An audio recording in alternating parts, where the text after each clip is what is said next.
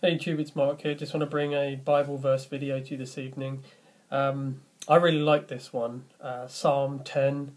It's such a powerful psalm, talking about the wicked and the pride that he has, and a lot of us can really relate to this. The people that we've encountered in our walk, both when we were lost and since we've been saved. I mean, I've encountered many of the people that are described in this psalm, and I wanted to draw your attention to verses, verse 5 specifically, but read a few verses of this for you. I mean, I could read the whole thing, but just for the sake of speed, I'll read just a couple of these verses.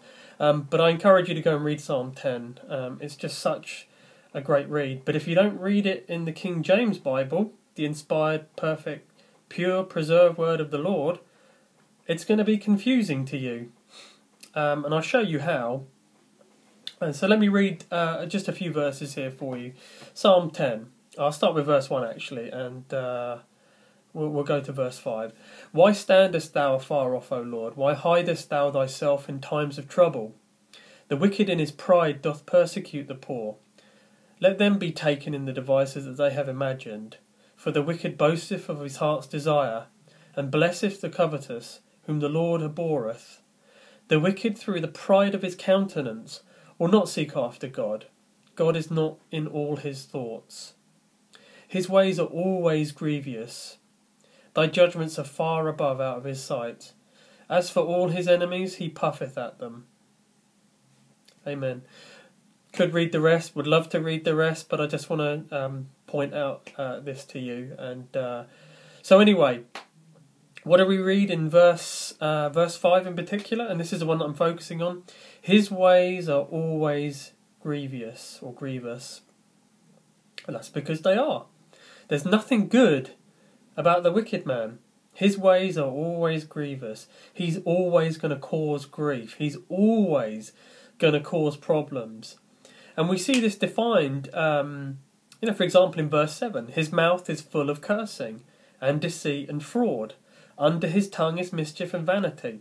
His ways are always grievous. See? Verse 9, he lieth in wait secretly as a lion in his den. He lieth in wait to catch the poor. He doth catch the poor when he draweth him into his net. And again, just read the rest of that and you'll see how his ways are grievous, right? But apparently not in the corruptions that are out there. Let me show you what they're saying. And it's troubling as well. So we read in the New International Version. Let's read from verses 4 to 5 with these, okay? So the New International Version reads as follows. In his pride the wicked man does not seek him. In all his thoughts there is no room for God. His ways are always prosperous. Your laws are rejected by, footnote, him. He sneers at all his enemies. And the footnote is, they are haughty and your laws are far from. It's just pointless. But anyway, the word that I want to focus on is prosperous. Not grievous, or grievous, sorry. Prosperous, apparently. Okay. New Living Translation. Surely that's just a one-off, right? Okay, it's just, the New International Version. Verse 4, New Living Translation. The wicked are too proud to seek God. They seem to think that God is dead.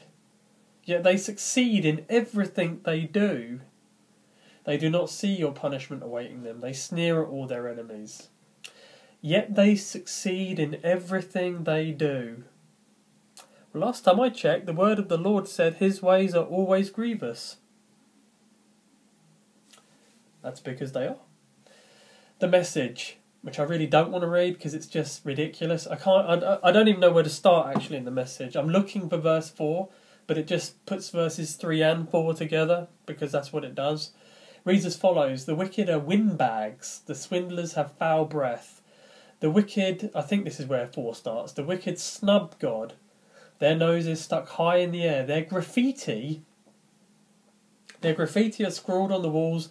Catch us if you can. God is dead.